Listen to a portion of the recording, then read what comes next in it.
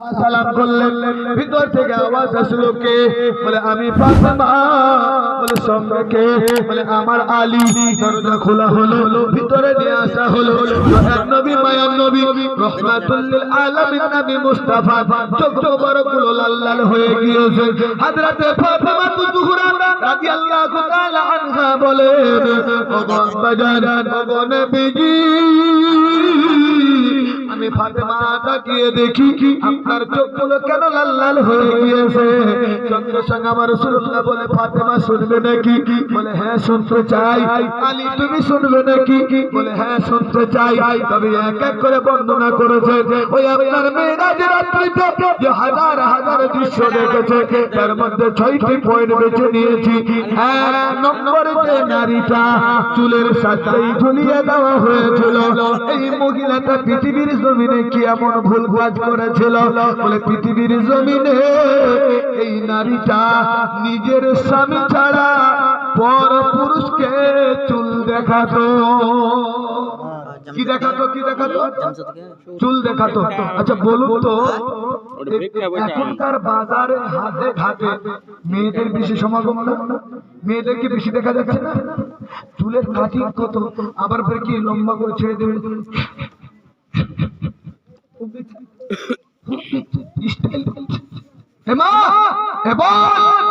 গালি দিবে দেবে, কিন্তু 6টি পয়েন্ট নিয়ে দিলের মধ্যে ভরে নেবে। আপনার কল্যাণের জন্য বলে যাচ্ছি আজকে আমি মাওলানা নজরুল আপনাদের জন্য বলে যাচ্ছি, কারণ বর্তমানে সমাজে যেভাবে চলাফেরা করছে। তবে প্রশ্ন হবে, মৌলভী সাহেব আমরা কি চুলের বাহার করতে পারবো না? হ্যাঁ, 100% আপনি চুলের বাহার করতে পারবেন। তবে আপনার স্বামীর ঘরে যেমনটা ইচ্ছা তেমনটা চুলের বাহার করবে, আর বাইরে বের হবে তো সুন্দর করে চুলকে ঢাকিয়ে বের হবে, যেন পরপুরুষে না দেখে। কথাটা বুঝতে পারা গেছে তো ভাই?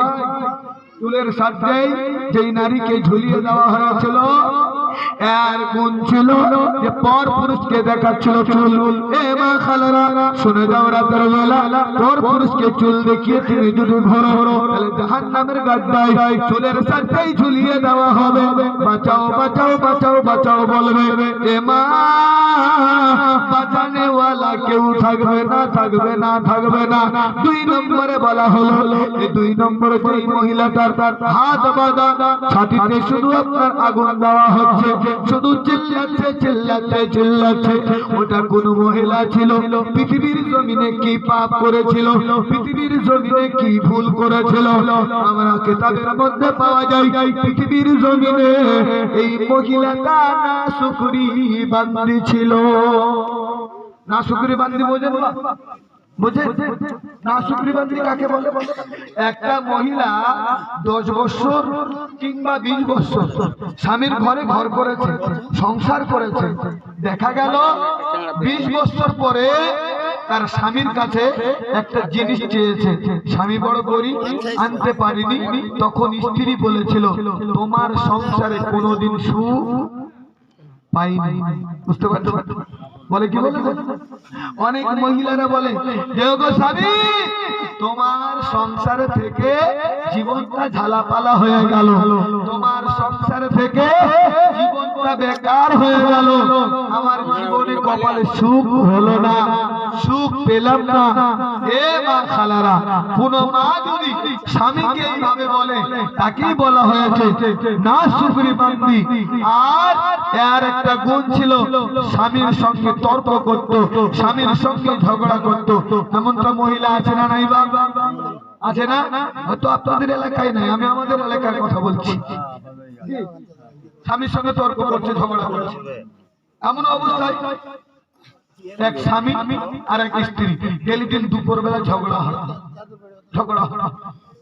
ইমাম সাহেবের কাছে গিয়ে বলছে, ইমাম সাহেব ডেলি দিন ঝগড়া হচ্ছে গো, ঝগড়া তো হচ্ছে হচ্ছে, মারও আমাকে দিয়ে দিচ্ছে, কি করা যাবে? ইমাম সাহেব বলছে 1 গ্লাস পানি নিয়ে আসে। কয় গ্লাস? 1 গ্লাস পানি নিয়ে আসে। ইমাম সাহেব পানিটা করে দিয়েছে, বলে তোমার স্বামীকে যখন খেতে দেবে তখন মুখটা বন্ধ রাখবে, আর তোমার স্বামী যখন খেয়ে বেরিয়ে যাবে তখন পানিটা ফেলবে। ঝগড়া হবে, ঝগড়া হবে। একটা গাজাল গালা টানা টান করে গাজাল গালা কলি গাল কলি গাল। এতই কি গজল শোনেন এলাকায়? আমি জানলে তো বক্তব্যই রাখতাম না, সত্যি আমি জানলে বক্তব্যই রাখতাম না, আমি গজলে বলতাম, কারণ এই বুকে আমার গজলে ভরা আছে। আপনারা যদি এত গজল সবটাই বলতে হবে না, মিলে ঝুলে সবটাই বলতে হবে। আচ্ছা, গজল যখন শুনতেই চাইছে আর সময়টাও চলে এসেছে, আর বলে এর নাম কি ভাই বলেন তো? এর নাম কি? মোবাইল। এই মোবাইল কারোর জন্য পৌষ মাস, কারোর জন্য আগুন মাস, নাই গো সর্বনাশ। আর এই মোবাইলটা এসে মিথ্যা বেড়েছে না কমেছে? কথা বলেন না কেন? মিথ্যা বেড়েছে তো।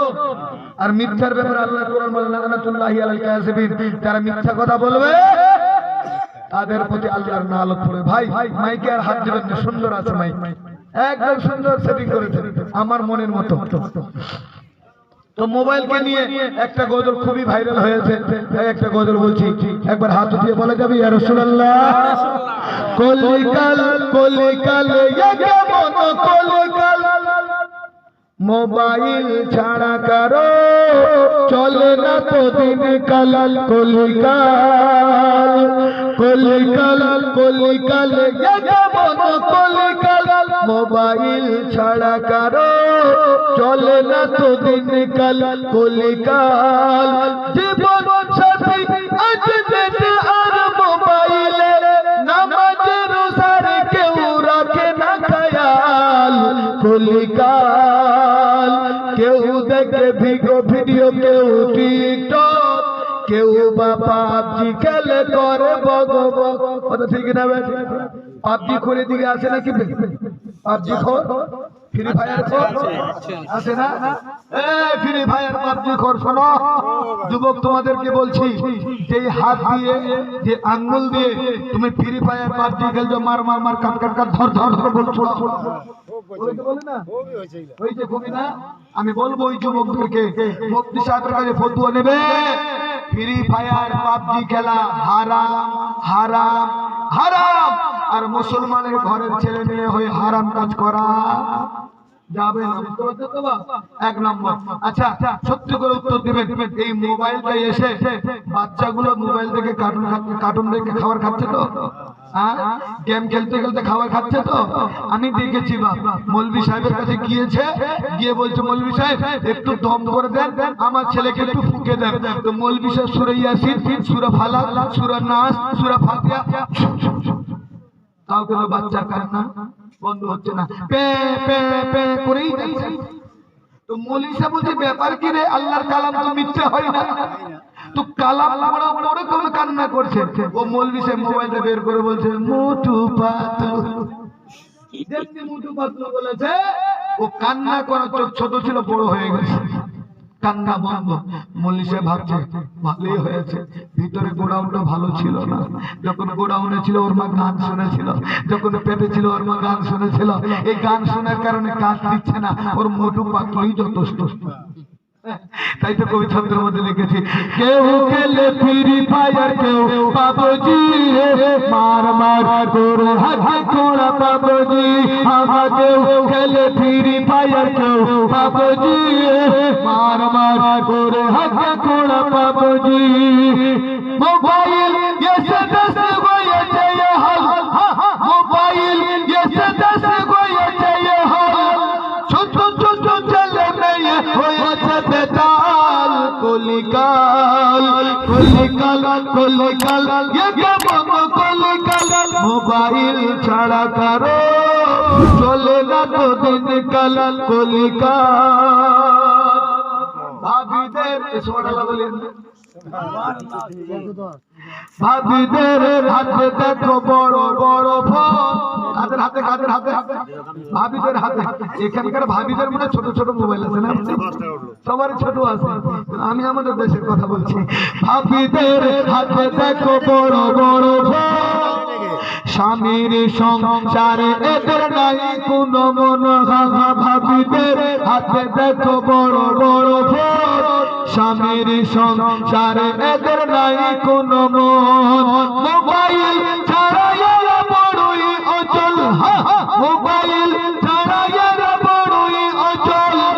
কেমন করিতে এরা স্বামীর মোহাল কলিকাল কলিকাল কলিকাল কলিকাল মোবাইল ছাড়া কারো চলে না তো দিনকাল কলিকাল সে ছোট কেউ দেখে ফেসবুক কেউ ইউটিউব কেউ সবে খুলেছে গরু আধা কেউ দেখে ফেসবুক কেউ ইউটিউব কেউ সবে খুলেছে গরু কেউ বা ভিডিও কল করে গোলমাল কেউ বা ভিডিও কল করে গোলমাল মোবাইল দিল করে সুখেরি কপাল কলিকাল কলিকাল কলিকাল কলিকাল মোবাইল ছাড়া কারো চলে না তো দিনকাল কলিকাল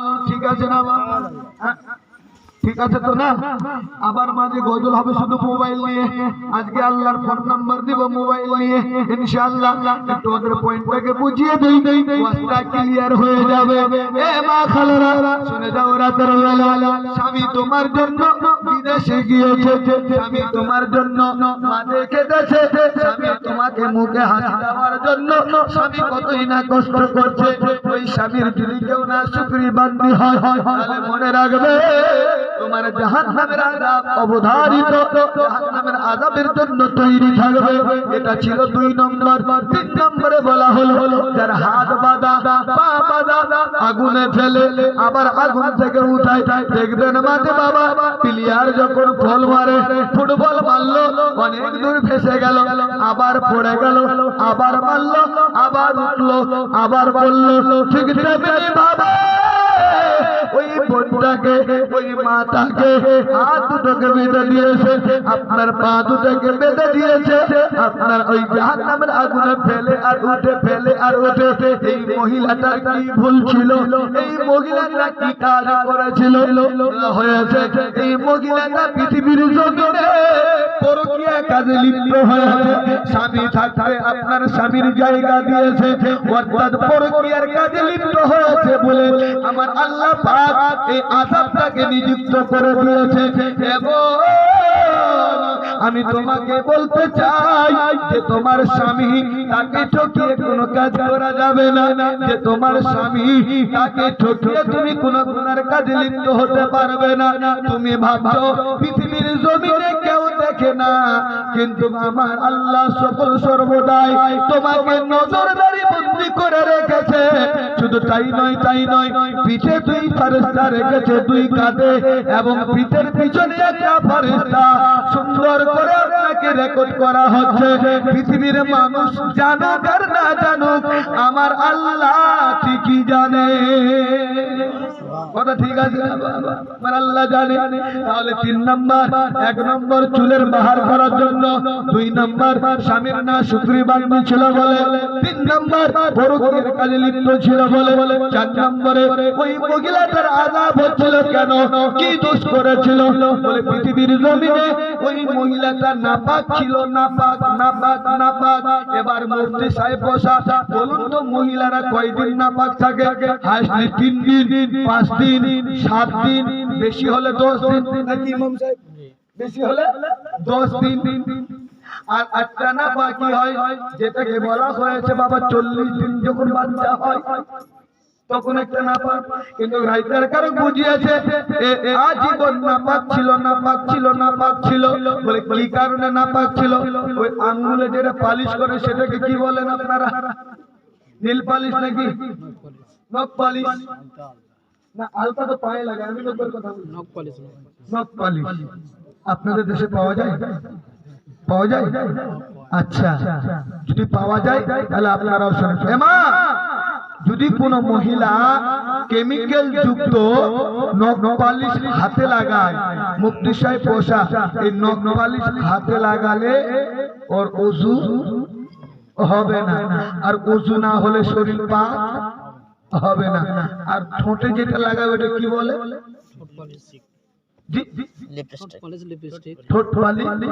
লিপস্টিক আচ্ছা লিপস্টিক কি দিয়ে তৈরি হয় কারো জানা আছে কারো জানা আছে? হয়তো জানা আছে, হয়তো কারো জানা নাই। লিপস্টিক তৈরি হয় শুকুরের চর্বি দিয়ে, বলো নাউজুবিল্লাহ। সুবহানাল্লাহ না নাউজুবিল্লাহ?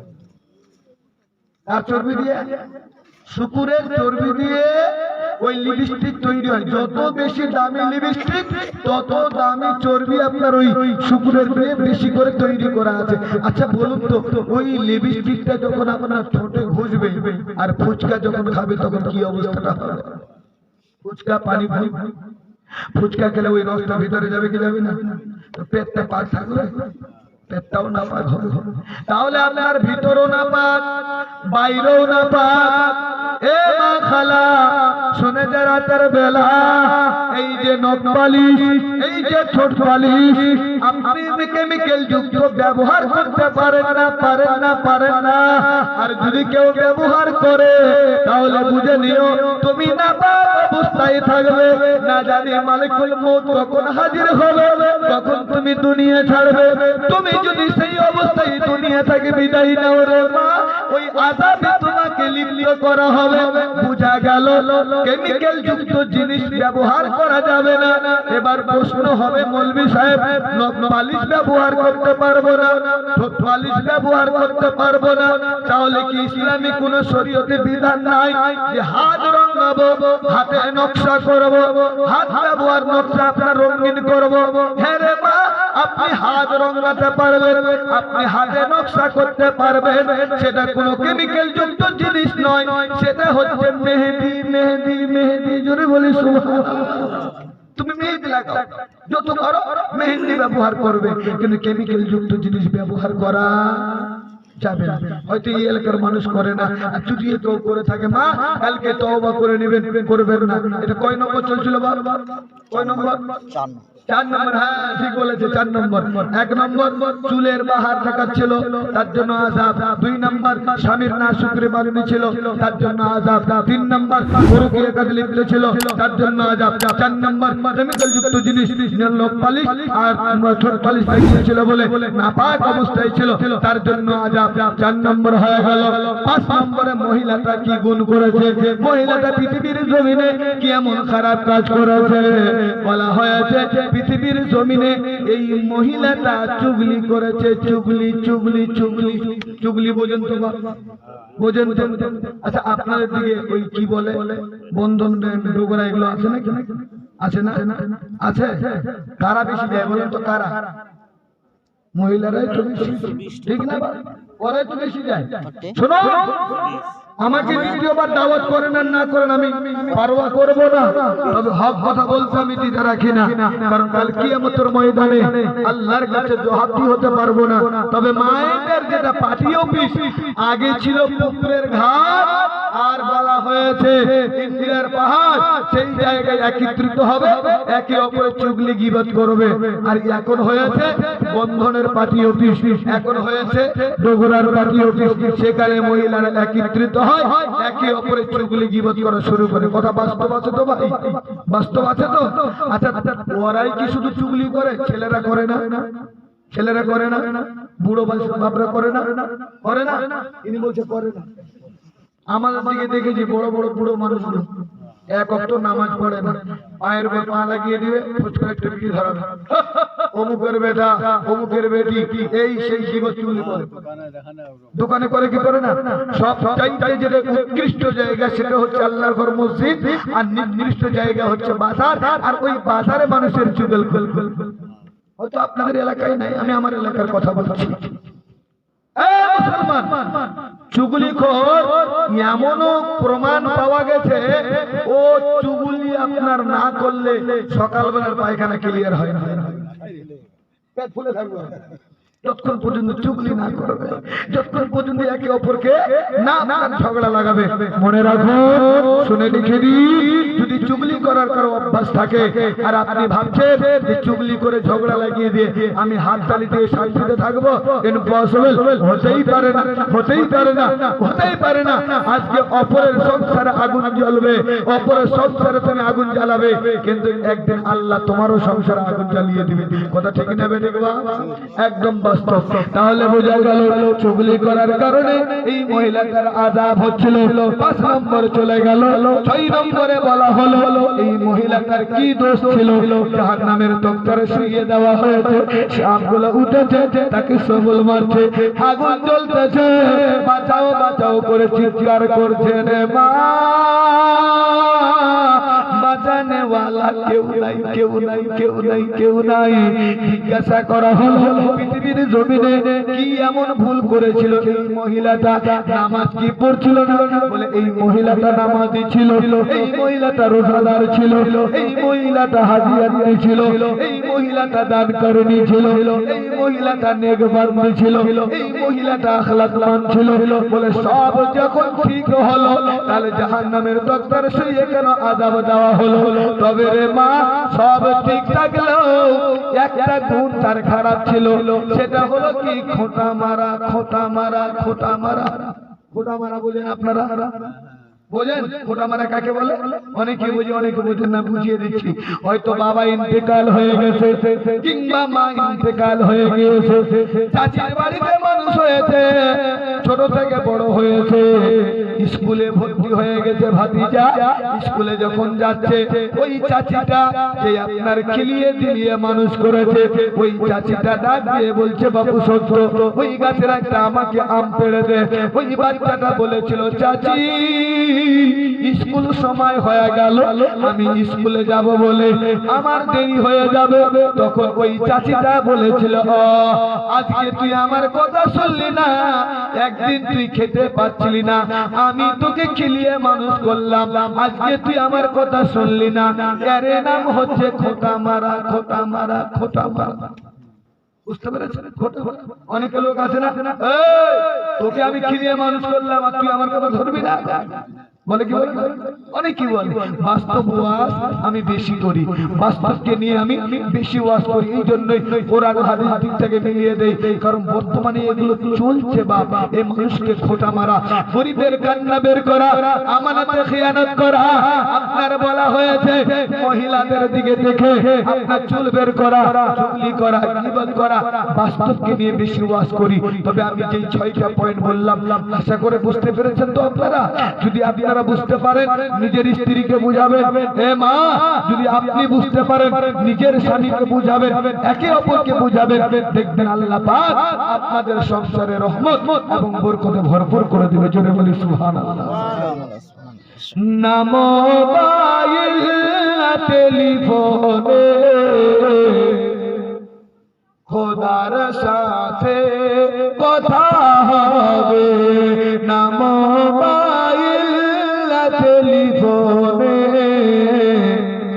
খোদার সাথে কথা হবে, না মোবাইল না টেলিফোনে খোদার সাথে কথা হবে,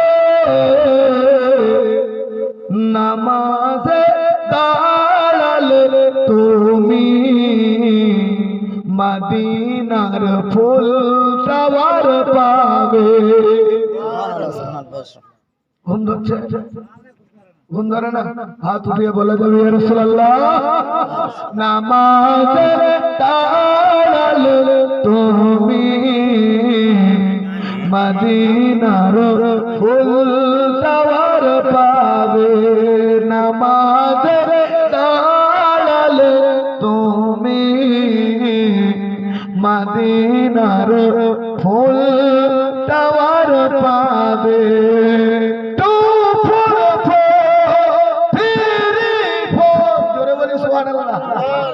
কি বললাম? 2 4 4 3 4 বললাম না?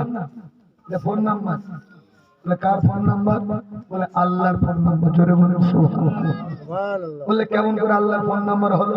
বলে 2 মানে হচ্ছে ফজর 2 রাকাত, 4 মানে হচ্ছে যোহরের 4 রাকাত, 4 মানে হচ্ছে আসরের 4 রাকাত, 3 মানে হচ্ছে মাগরিবের 3 রাকাত, 4 মানে হচ্ছে এশারের 4 রাকাত। জোরে বলুন না সুবহানাল্লাহ। তাহলে এই ফোন নাম্বারটা পাওয়ার পরে আমরা দায়িত্ব করব তো, নামাজ পড়ব তো? বলেন ইনশাআল্লাহ। ইনশাআল্লাহ বলবেন না? ও বাড়িতে চলে যাবে তারপরে ইনশাআল্লাহ বলবেন? এক বন্ধু আর এক বন্ধুকে ফোন করে বলছে, বন্ধু বলে কি হলো? বলে কালকে হাটে চলতে একটা গরু কিনতে হবে। তো বন্ধু তো নেককার, কি হলো ওদের? ওদের কি হচ্ছে ওখানে? দোয়া দিচ্ছি।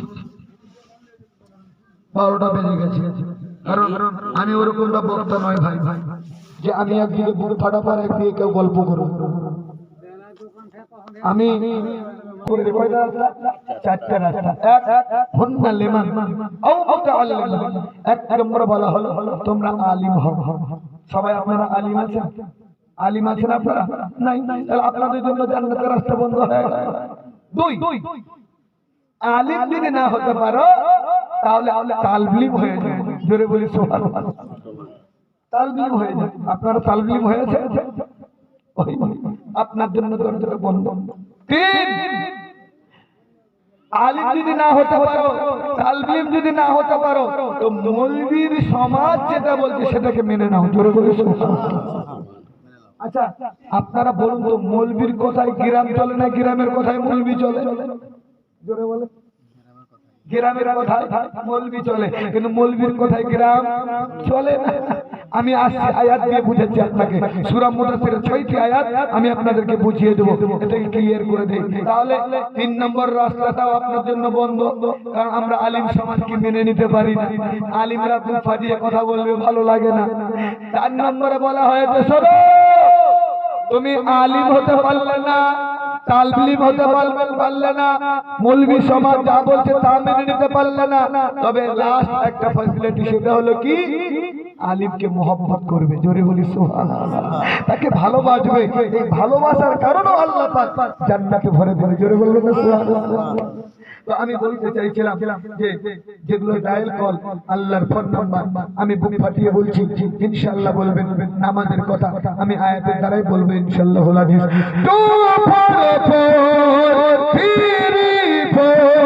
এই নাম্বারে ডায়াল করলে বিনা নেটওয়ার্কে কথা হবে,